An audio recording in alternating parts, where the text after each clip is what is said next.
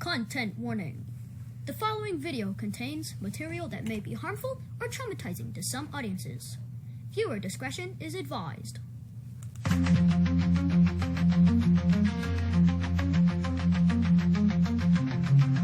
Welcome to the hit list. You can't escape your face on the news. Don't mess with fate. Locked up in prison, wood chipper running hot. Police on a mission, hope you don't get caught. Silver bracelets tight, get arrested tonight. In this endless fight, can't hide from the lies.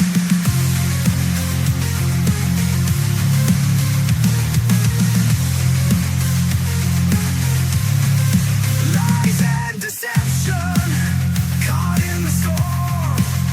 Future in question, nowhere left to run. Silver bracelets tight, get arrested tonight.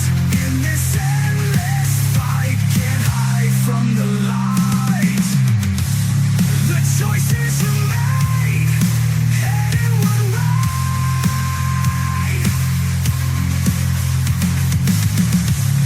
No turning back, this price to pay.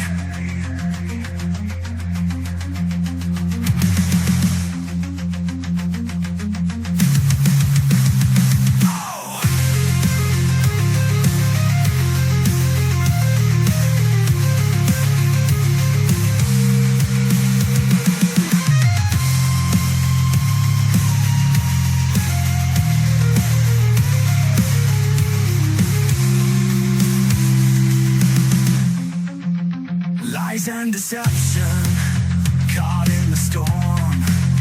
Future in question, nowhere left to run. Silver bracelets tight, get arrested tonight. In this endless fight, can't hide from the light. The choices you made, heading one way.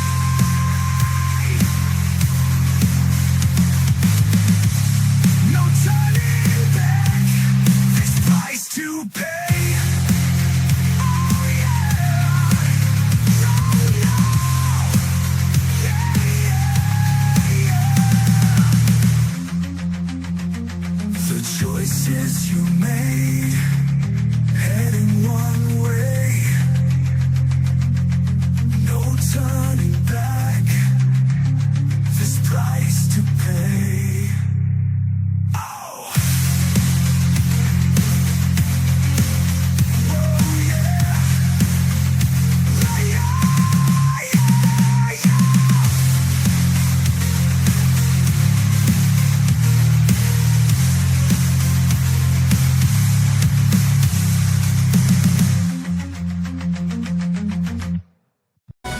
We are digging deeper into the case of an elementary school janitor charged with sexual exploitation. Good evening, I'm Latricia Thomas. And I'm Josh Rowe. The Hamilton County Sheriff's Office says they became aware of Zachary Nelson first following a tip from the National Center for Missing and Exploited Children. An investigation uncovered more than 100 explicit images of children, which deputies say Nelson altered through online accounts. He was arrested at Daisy Elementary School, where he worked as a janitor. Tonight, we are taking a look at what you can do to protect your child's privacy online. News Channel 9's Alex Guyevich-Produce has the latest after sitting down with experts. Alex. Latricia, Josh, the arrest affidavit says investigators actually found more than 3,700 images of adults and children in various stages of being altered on an online account linked to Zachary Nelson. More than 100 of those, the affidavit says, were changed to show children in inappropriate ways. Today, we asked an expert in a world of social media, how do you protect images of your child? Zachary Nelson used to be a janitor at this Hamilton elementary school. But the sheriff's office says Nelson is now facing charges for altering images of students at that school. Most of the vectors for child abuse and child sex trafficking are from the internet. Investigators say that Nelson took images of a staff member and students and altered them to make them appear nude. The affidavit says investigators matched some of the people in the altered images to the school's Facebook page. Scott Falk with Child Impact International says it's important that schools and parents stay aware of new image-altering technology, especially when it involves children. It's difficult. It's difficult for schools. It's difficult for law enforcement. We asked Hamilton County Schools if Nelson got access to images on social media or through his access to the building as a janitor. They didn't respond, only telling us previously, at Hamilton County Schools, the safety of our students and staff remains our top priority. All it takes is a single photograph, and most schools have yearbooks that have a host of photos of children. We also reached out to ABM, the contracting company Hamilton County uses for janitors. They told us Nelson has been removed from the cleaning contract of Daisy Elementary where he worked. We asked if Nelson had access to any other schools through his janitor role, and we have not heard back yet. Latricia? Alex, thank you. The sheriff's office says the investigation into Nelson remains open. A man from Amity, Oregon was just convicted in a child luring investigation out of Lincoln City, and police believe there may be more victims. Take a look at your screen. This is Richard Brotherton. He was arrested in March after he initiated a sexually graphic conversation with an undercover officer posing as a minor. Last Thursday, the 63-year-old was sentenced to just a little more than 2 years in prison. If you know of any victims, you are asked to contact Lincoln City Police. 12:02 now, and calls are growing louder for a deeper investigation into former priest Jeffrey Nowak. This comes after he was recently arrested on federal child pornography charges. Assemblymember Pat Burke just held a news conference saying he wants investigators to hold Nowak and others potentially involved fully accountable for their alleged crimes. Burke specifically wants New York State Police to carry out their own investigation into Nowak. As we mentioned, Nowak is already under federal investigation. So, Two on Your Side asked Burke why state police should get involved. I think the state police is, one, they have the expertise, certainly when it comes to overseeing local law enforcement agencies, but they have an expertise in this specific field, and I think they should focus on Western New York and the Buffalo Diocese, which has had an significantly egregious case of child sexual abuse, but also child sexual abuse cover-up. In a statement, the diocese says it is fully cooperating with federal investigators and ended all financial support for Nowak after learning about the allegations. In addition, Bishop Michael Fisher is asking the Vatican to remove Nowak from the clerical state. Nowak has been restricted from active ministry since 2019. Today, Beaumont Police's Special Crimes Unit conducted a citywide sex offender registration compliance operation. Police say they checked the registration information agency of more than 60 registered sex offenders in the city, and several were not in compliance with state laws. Police tell us criminal investigations have been initiated and charges are being prepared where appropriate. Anyone with information about a sex offender who may be violating registration requirements can call the department's Special Crimes Unit at 409-880-3840. This man has been sentenced for child sexual contact charges. Documents show that Robert Allums has been sentenced to 15 years after a Curry County jury convicted him of criminal sexual contact of a child under 13. Allums will also be required to register as a sex offender when released. Our partners at probation and parole, that this known sexual offender who just got out and has violated the terms of his parole, and we've been tasked to apprehend him.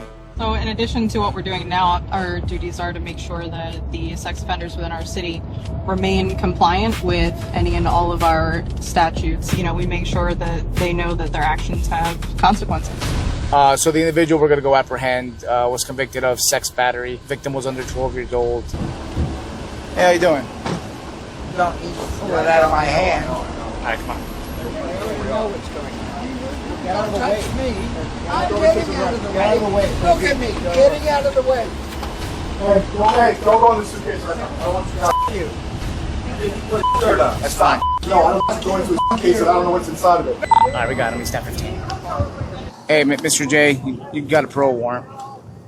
Yeah, I know. Okay. Last time they came to get me for a parole warrant was 2 detectives. Yeah. You show up with the SWAT team here? There's no SWAT team. I'm a detective as well. You're being an asshole too. It's exactly what you did. Hi. Oh. We got more information from probation and parole that another sex predator is in the area of 2500 block of North Federal Highway. Hey, show me your hands. Get out of the car. You got a warrant. I got a warrant. Yeah.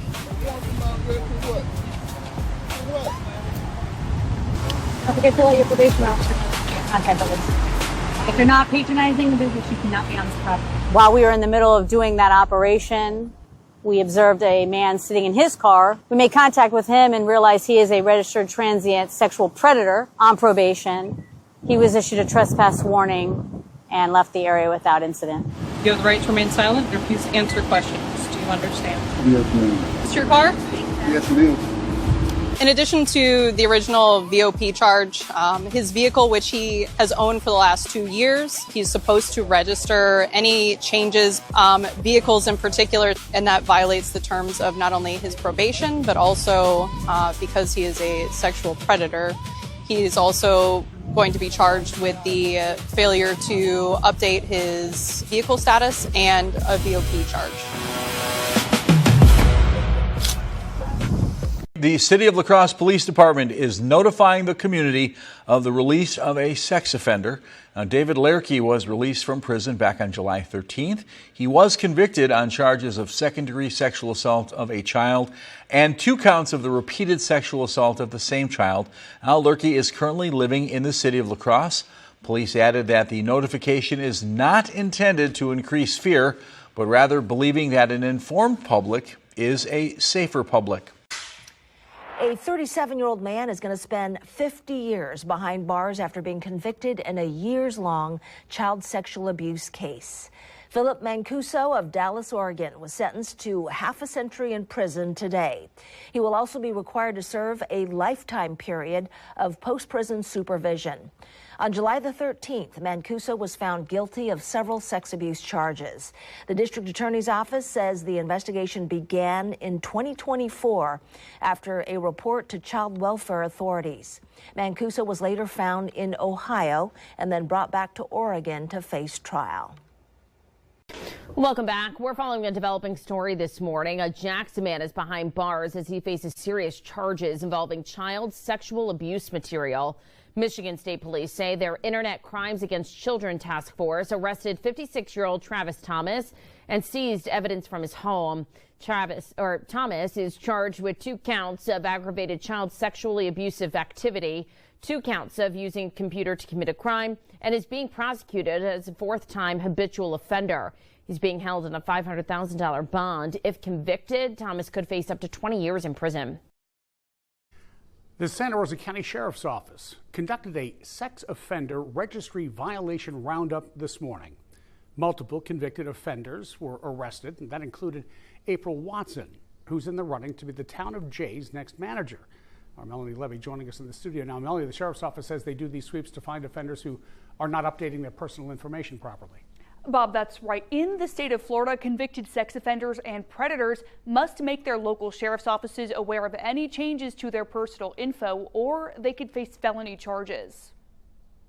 On Monday, Santa Rosa County Sheriff's deputies arrested 50-year-old April Watson, among others, for felony sex offender violations. Watson is a convicted sex offender who served 12 months in prison for having sex with students at Jay High School in 2007. The Santa Rosa County Sheriff's Office says they do sex offender registry violation roundups several times a year. They could not share details about Monday's arrests, specific charges, or how many people were arrested during the roundup. The Florida Department of Law Enforcement requires sex offenders to comply with multiple checks at their local sheriff's office. For example, if a convicted sex offender changes their home address, purchases a new car, gets a new job, or gets a new phone number, they must report that information. In the event that a child goes missing and you have a situation whereby there is a registered sex offender who is in that high risk category for, again, making an attack on a child, then knowing the type of car and the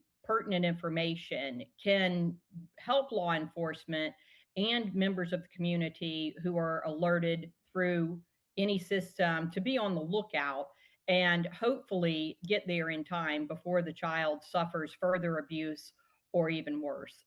Mary Bush, the president of Child Guardians, Inc., says she's thankful for registries like this that keep the public informed. So with this tracking system, law enforcement's able to keep tabs on the highest risk areas so that they can check in to see if those people are following their program or to see if they have just somehow absconded the entire system in an effort to become a predator again, in which case then they can be on the lookout for them. But also parents can find out, teachers can find out within their own area, within their own neighborhood, if they have a sex offender that's on the registry. Last month, the Jay Town Council decided to delay a vote on Watson's selection for manager. We reached out to Jay Mayor Sean Owens for comment on Watson's recent arrest. We wanted to know how this will affect her hiring application. Owens sent us a text reading, quote, "Not at this time. We are waiting for more information." Now, Watson's bond has still not been posted, but of course we will keep you updated as we gather more details on her arrest. Live in the studio, I'm Melanie Levy, WEAR News. Timon, anything you want to say about these allegations? No comment. Time on Tron keeping quiet, leaving Essex Superior Court. Did you betray families and students that you were teaching for years? The now former teacher refusing to answer any of our questions. Is there anything you want to say? Last week, Tron was indicted by a grand jury and on Wednesday arraigned on a series of charges, including rape of a child and indecent assault and battery. How do you plead to these indictments? Are you guilty or not guilty? Not guilty. Prosecutors say the charges stem from incidents involving a 14-year-old during the 2022 school year in Lynn. At the time, Tran was an 8th grade computer science teacher at Thurgood Marshall Middle School. That same year, he was profiled by WBZ after being named one of Amazon's Teachers of the Year.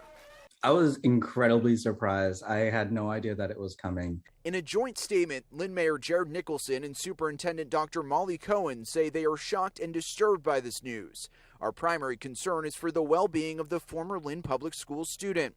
Our hope for that student is healing and justice. Tron left Lynn in 2024 and was most recently working at Lowell Community Charter Public School. Leaders there tell WBZ he passed all background checks. The charges don't involve any of their students, and his employment with the school was immediately terminated last month after the DA's office informed them of the details of the criminal charges. Tron was released on a personal recognizance bond, but under several different conditions, including 24/7 house arrest with GPS monitoring, random searches of his electronics, and no contact with anyone under the age of 18. He's due back in court next month. The former Mishicot teacher convicted of sexual assault is sentenced once again for state charges. 38-year-old Ryan Schroeder's new state sentence will run at the same time as his federal punishment. Schroeder is sentenced to 20 years in prison, 10 years supervision for repeated sexual assault of the same child. Last month, Schroeder was sentenced in his federal case to 28 years in prison for lifetime supervision as well for producing child pornography after he recorded encounters with the girl. As we reported, Schroeder was a PE teacher at Mishicot High School where he admitted having sexual relations with the victim more than 50 times. If he is released, Schroeder will be barred from teaching or coaching, banned from unsupervised contact with minors, and required to undergo psychosexual treatment. Thank you. New this afternoon, a former Millard Public Schools teacher arrested in connection with a child exploitation investigation takes a plea deal. Matthew Lund is 47 years old. He pled guilty on Friday to 3 counts of possessing child sexual abuse material. One of those counts was originally creating child sex abuse material. That charge could have gotten him up to 50 years in prison. With the plea agreement, Lund now faces up to 20 years in prison on each count. The State Patrol served the warrant at his home back in April. Prosecutors claim Lund used AI to produce child porn and then used those pictures for his pleasure. He's set for sentencing in October. A district official says Lund was terminated shortly after. A jury found a Gainesville man guilty today of sexual abuse of a child. 42-year-old Francisco Martinez was sentenced to life in prison. The district attorney says a 12-year-old reported the abuse to her mother last year, saying it had been going on since she was 5 years old. During the investigation, 2 other victims came forward. Martinez will not be eligible for parole. Thanks for choosing us tonight. I'm Jim Abbott. Right now, a Huntsville man behind bars for allegedly producing child pornography using digital software. HPD's SWAT team and Strike Task Force searched Kenneth Arrington's house off Emerald Point earlier today. Police started looking into Arrington after receiving a tip about suspected child sex abuse material. During a search of his house, officers recovered several electronic storage devices. Investigators believe that Arrington used software to digitally create or alter material. All right, we're following this breaking news alert. A registered violent sex offender is arrested after authorities say he violated conditions. Metro Police say he was found near a daycare. Peyton Kennedy has the details now at the WKRN.com alert desk. Peyton. And according to arrest documents, this man is previously convicted of aggravated sexual battery. Police say according to his tracking device, Tommy Peddleton maintained a presence near Nashville Christian Advancement Academy. That is a child care center off of Dickerson Pike. Arrest documents say it happened on or around June 29th through July 13th, and this violates the rules of the TBI Sex Offender Registry. The 42-year-old is now jailed on a $10,000 bond. Some disturbing information from Pinellas Park Police this evening. A man is facing charges of capital sexual battery after a 12-year-old girl gave birth. Police began investigating after she showed up at the hospital. They say the child was not aware that she was pregnant at the time, but investigators say she told police that her uncle raped her multiple times over the last year. Now, Delphin Back is facing charges. Police say both the 12-year-old and newborn baby are healthy and receiving care at a local hospital. Nashville man is in jail tonight on child sex crimes. Ian Halligan is charged with sexual exploitation of a minor. Detectives say he received inappropriate photos of children on his Snapchat account. Police started investigating Halligan after they got a tip in January from the National Center for Missing and Exploited Children. Now, that nonprofit is the largest child protection organization in the nation. Since launching their cyber tip line in 1998, they've received more than 225 million reports of child sexual exploitation. You can report a crime on their website or call the number on your screen there. They are available 24 hours a day, 7 days a week. Thursday, and it's time for the Morning Minute. A Northwest Arkansas photographer is in serious trouble. Police say he used AI to create inappropriate images of his young clients, kids he actually photographed. Investigators say a cyber tip led them to thousands of images, some reportedly AI generated from the photos he took. He's now facing a long list of charges. Tracking crime now, a man arrested in Henry County for sexually exploiting children online. The sheriff's office claims Duncan Alexander Redman was messaging children on social media, the platform Kick, and distributing child sexual abuse material. After securing an arrest warrant, his car was flagged using license plate readers, and deputies were able to arrest him. Redman is now charged with aggravated sexual exploitation of a minor. Tonight, Ian Halligan is charged with sexual exploitation of a minor. He's being held on a $100,000 bond. Metro Police say he used Snapchat to solicit inappropriate images of children. A tip from the National Center for Missing and Exploited Children led to Halligan's arrest. A Crawford County judge sentences a man to more than 30 years in prison for child sex crimes. Prosecutors say Damian Yarbrough pleaded no contest to rape and aggravated criminal sodomy. This stems from a reported assault last August at a Pittsburgh hotel. The judge sentenced Yarbrough to 210 months for rape and 155 months for aggravated criminal sodomy. These sentences will run at the same time. He will also have to register as a sex offender and will be under lifetime post-release supervision. A Pennsylvania man who grabbed a 7-year-old girl in Charlestown, Indiana, has been sentenced to 2.5 years in prison. Bradley Moyer pleaded guilty to charges including voyeurism and auto theft last month. Last October, Moyer grabbed that 7-year-old girl's leg under a restroom stall, pulled off her shoe, and then held a phone under the stall. It happened at a JC grocery store. A Benton County judge sentenced a Siloam Springs man today to life in prison. So this was after a jury found Alan Taves guilty on 30 counts of possessing matter depicting sexually explicit conduct involving a child. 4029's Carly Gilpin reports. 300 years. That's how much time Alan Taves will spend in prison after being sentenced today. A jury found him guilty of possessing child sexual abuse material. This is Alan Taves during his trial this week. According to court records, the investigation began after multiple cyber tip reports were sent to the Siloam Springs Police Department, leading investigators to a flash drive in Taves' home. Prosecutors say it contained dozens of videos depicting child sexual abuse material. I think for people who intend to commit this crime or have committed this crime, I hope it opens their eyes to know that we take these crimes seriously. We're not afraid to prosecute them, and we're not afraid to hold them to the fullest extent of the law. During the trial, the defense argued prosecutors failed to prove Taves knowingly possessed the files. Prosecutors said the evidence showed otherwise. There was a flash drive in his house. It was in a bedroom he had access to. There was pictures of him on the flash drive, both in a state of being clothed and unclothed. There was personal information on the flash drive that went back to his phone. And so there was more than enough for a jury to find that there was possession to have taken place. The Benton County prosecuting attorney also spoke after the trial, saying cases like this often begin with a tip from the National Center for Missing and Exploited Children before investigators trace the evidence back to a suspect. Social media companies work closely with the National Center for Exploited Children. They get those tips. We treat them seriously. And that's how these cases start, with a simple tip, verification, and then at that point officers start doing the work to figure out, okay, where did it come from, how is it still in existence, who has it, who's had access to it. Prosecutors say while these cases are difficult for everyone involved, they believe holding offenders accountable helps prevent further exploitation of children. The important thing is they're extremely important cases for our office to handle, because these kids are real. Something has happened to them, and unfortunately they get exploited over and over and over again until somebody stands in the doorway and says stop.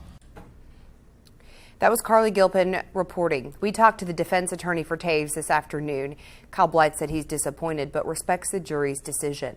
He said Taves did waive his right to a jury trial for sentencing, and the sentence was something both parties agreed to. A Whiteville man has been charged with having child sex abuse materials.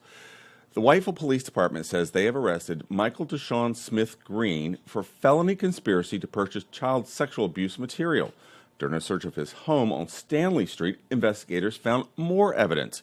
He is now also charged with a total of 21 counts of sexual exploitation of a minor. He is due in court right now as we are coming on air. Tonight we're hearing from the people who live closest to those at the center of the Pawleys Island Community Church and Christian School investigation. Good evening, I'm Adriana Lawrence. A judge granted bond today to former pastor Don Williams, his wife, Jenny Williams, and former Academy Director Nikki Howard.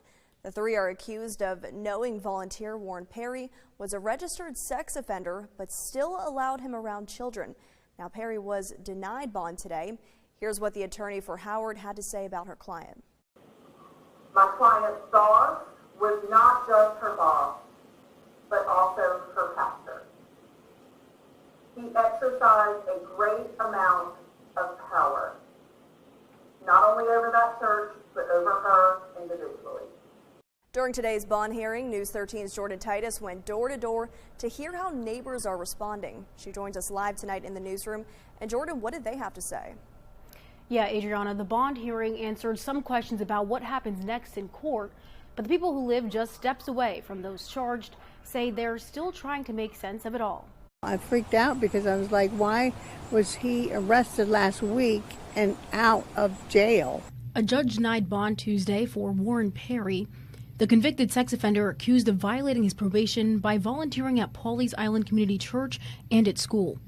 While former pastor Don Williams, his wife Jenny, and former Academy Director Nikki Howard were all granted bond. I'm so glad. And he's in jail, and hopefully he'll stay there. Moore lives across the street from Perry. She says learning about the allegations surrounding her neighbor has left her worried. This is not a 55 and over place. Kids are allowed to live here. Why is he allowed to be here with kids? Across the street, another neighbor says Perry never stood out as anything more than a quiet guy. Yeah, I was stunned. I had no idea. There was no way you could tell. I would not have let my grandchildren go if I had known. I also went to the home of Don and Ginny Williams and asked for their response. No one answered, but their neighbors did. The church is where we go to feel safe and to worship God. And certainly this is not godly. Others say they're waiting for more answers as the case moves forward. You know, something's going on in that church that's not right. And I just hope that people heal and that they can come to forgiveness, not for him, but for themselves. Hoping the church community can eventually begin to heal. We're just on pause. We can't stop talking about it. And we're just shocked that something like this would happen right in our backyard. I hope that from now on, if anybody gets accused of that they should be hung. They should be hung, castrated, and put out. Don Williams and Nikki Howard are charged with obstruction of justice, unlawfully placing a child at harm, or abandoning a child, and criminal conspiracy. Ginny Williams and Warren Perry are charged with criminal conspiracy and obstruction of justice. All four are due back in court in late September and October. Live in the newsroom, Jordan Titus, News 13. Jordan, thank you. And last Friday, we told you about a $25 million class action lawsuit filed against Pawleys Island Community Church and its school over the Perry investigation. Today, we learned about two more lawsuits. The lawsuit also names now former pastor Don Williams, his wife Ginny, and now former school director Nikki Howard. A family says their child was abused by Perry back in 2022, but claims school leadership dismissed the report despite knowing his criminal history. We've also received a copy of a third lawsuit today. This filing names the Williams and Howard, Warren Perry, and 10 church elders identified only as John Does. It claims church and school leaders failed to conduct background checks on all volunteers and knew Perry's criminal background, adding he had, quote, unrestricted daily access to the children, end quote. This lawsuit does not make any specific claims of abuse, but claims a child at the school under the age of 5 and their mother have suffered emotional and psychological harm due to the defendant's negligence.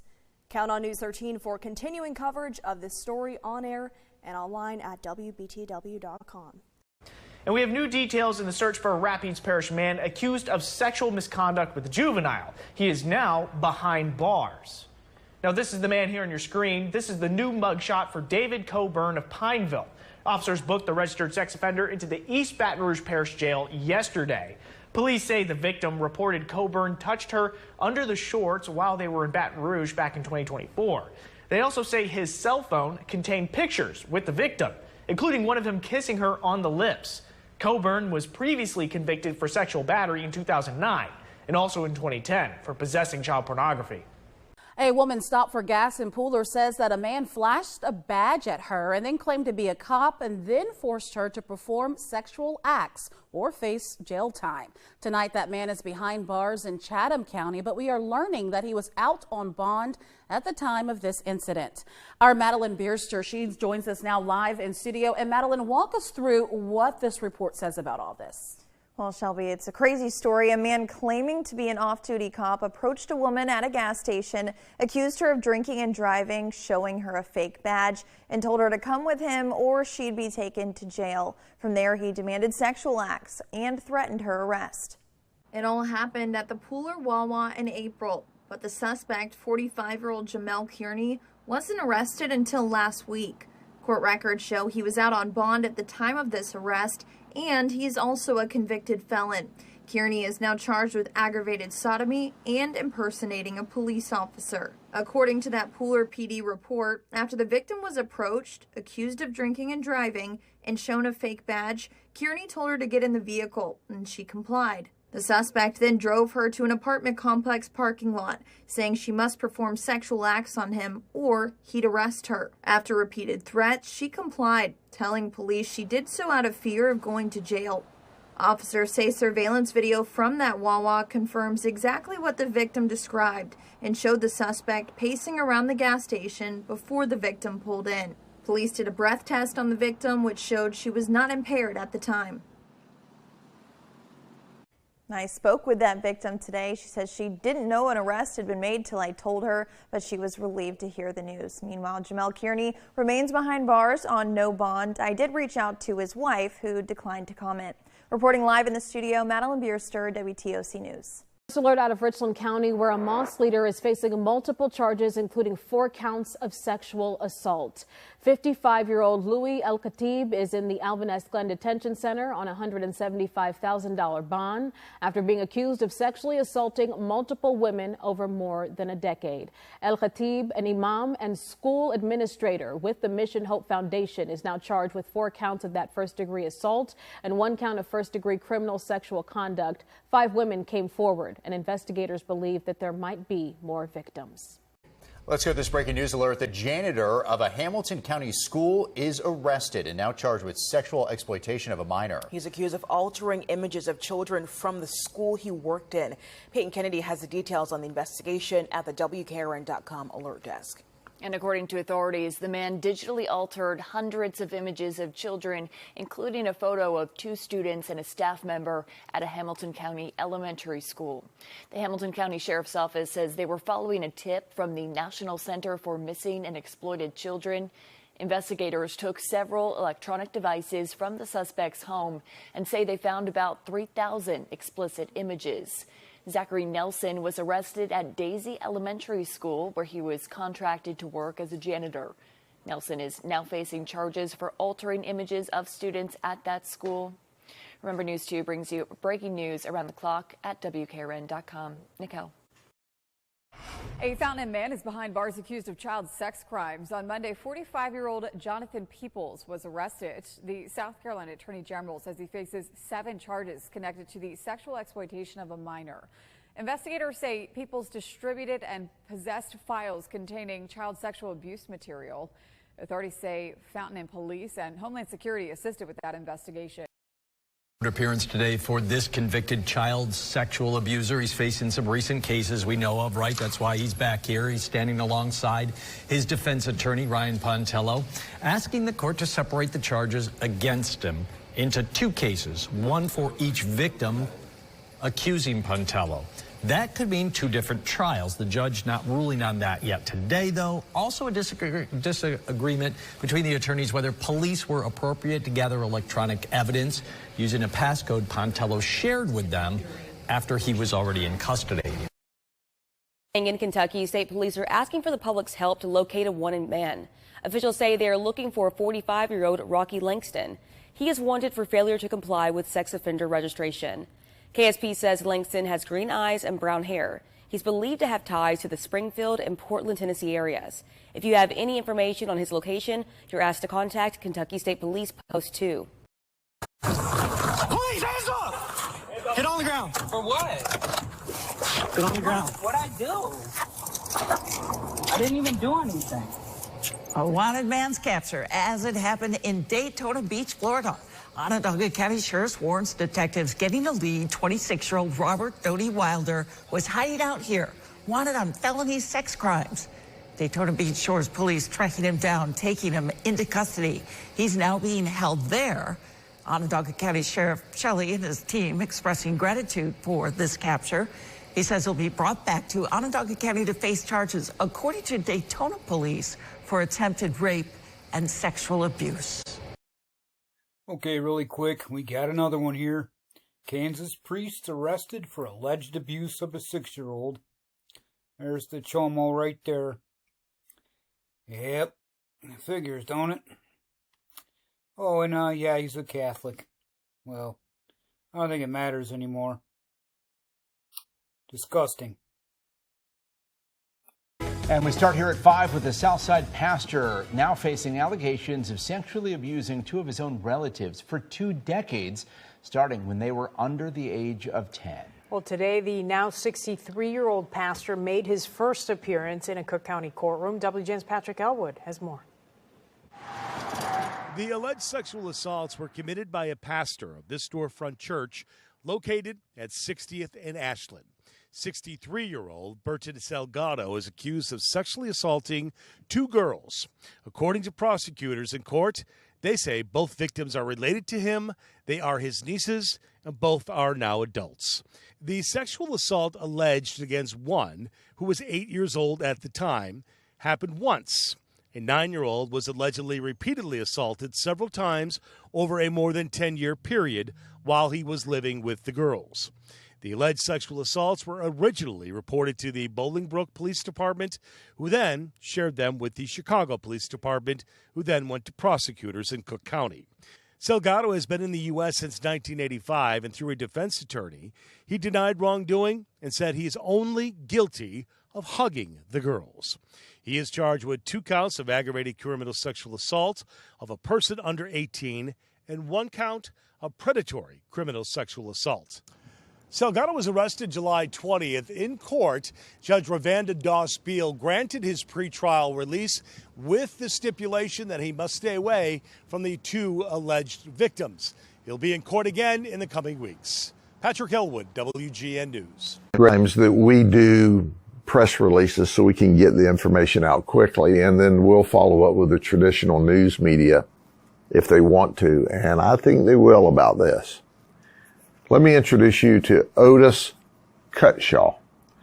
Otis Cutshaw is 55 years old, and he's the robotics teacher at Winter Haven High School. And he's also the men's tennis coach. And he taught a 15-year-old girl in one of the technology classes, or a robotics class. And he met her. And he began a sexual grooming of her. Now, she's 15, he's 55, he's her teacher, and this starts. Now, he's already married. He's got a 3rd grader that's homeschooled, and he's got an adult son. And certainly his wife has no idea this is happening. So at the end of the school year, he starts a sexual relationship with a 15-year-old girl. He goes to her house while her parents are at work. They communicate over the cell phone. He sends nude pictures of his private parts to this 15-year-old girl.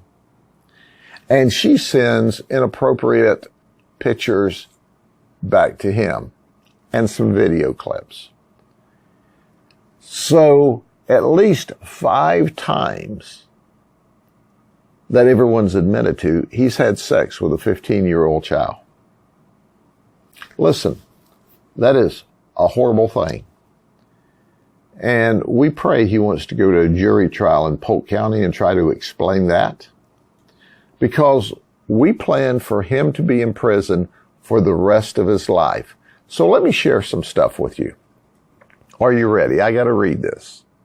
Custodial sexual battery of a child, 5 counts. Traveling to meet a minor, 5 counts. Unlawful use of 2-way communication. Transmission of harmful material, 7 counts. Possession of obscene material, 8 counts. Possession of child pornography, 1 count. This offense is by an authority figure on someone under their direction, 1 count. Lewd molestation, 1 count. Tampering with evidence, a life felony, 1 count. That's right. Then he tries to hide by erasing this stuff off of his cell phone. Didn't do him any good.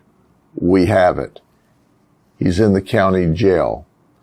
Our goal is for him never to have access to any child again. I don't believe he woke up at 55 years of age and decided to try this one time. I believe there are other victims out there that he's groomed in the past.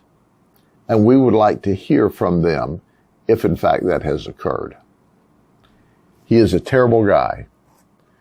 The superintendent of public schools is going to issue a statement later today on our press release to talk about just how outraged he is by this teacher's conduct.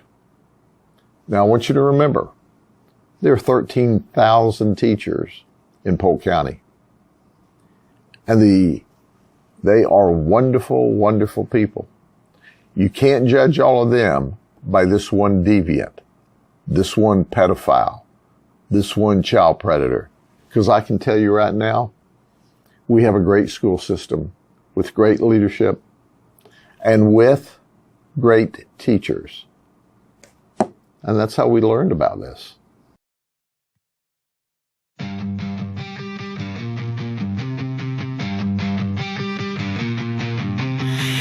Broken clock on the back wall, counting down till the last bell rings. You lock the door with a plastic smile, say this is just our little secret thing.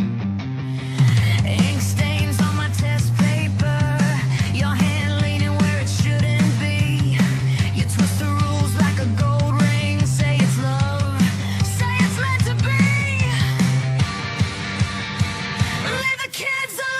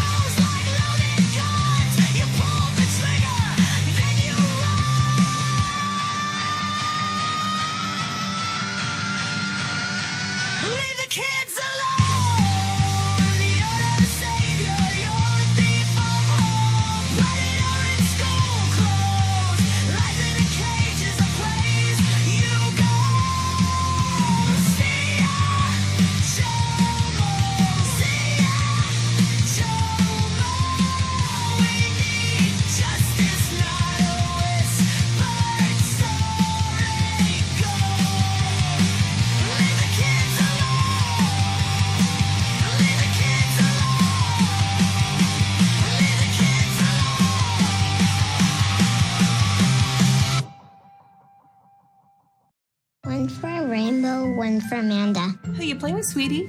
Amanda. Oh, who are you? I'm Amanda. I'm 6, and I love unicorns. Sexual predators are seeking kids online. We don't know Amanda. Learn how to report abuse at end-violence.org/protect.